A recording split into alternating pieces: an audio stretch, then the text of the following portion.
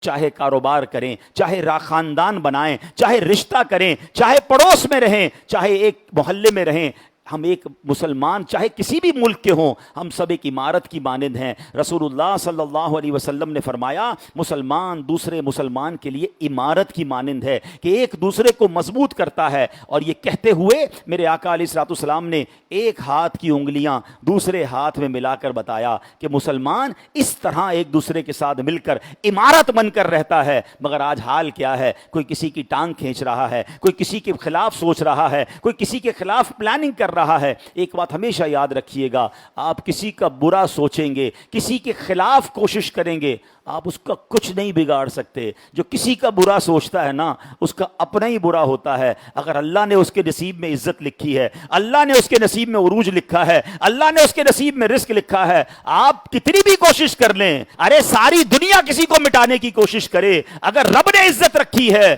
کوئی نہیں گرا سکتا۔ اور ساری دنیا کسی کو اٹھانے کی کوشش کرے، اس کے مقدر میں ذلت ہے، اسے کوئی بچا نہیں سکتا۔ تو کسی کا برا نہ سوچیں۔ ایک جملہ آخر میں نارملی اپنے بیانات میں کہتا رہتا ہوں، آج پھر سن لو، آج پھر یاد کرنے کی کوشش کر لیں کہ سب کا بھلا، سب کی خیر، سب کے بھلے میں اپنی خیر۔ ہمیشہ یہ یاد رکھیے کہ میں دوسروں کا بھلا چاہوں گا، انشاءاللہ میرا بھلا ہو جائے گا۔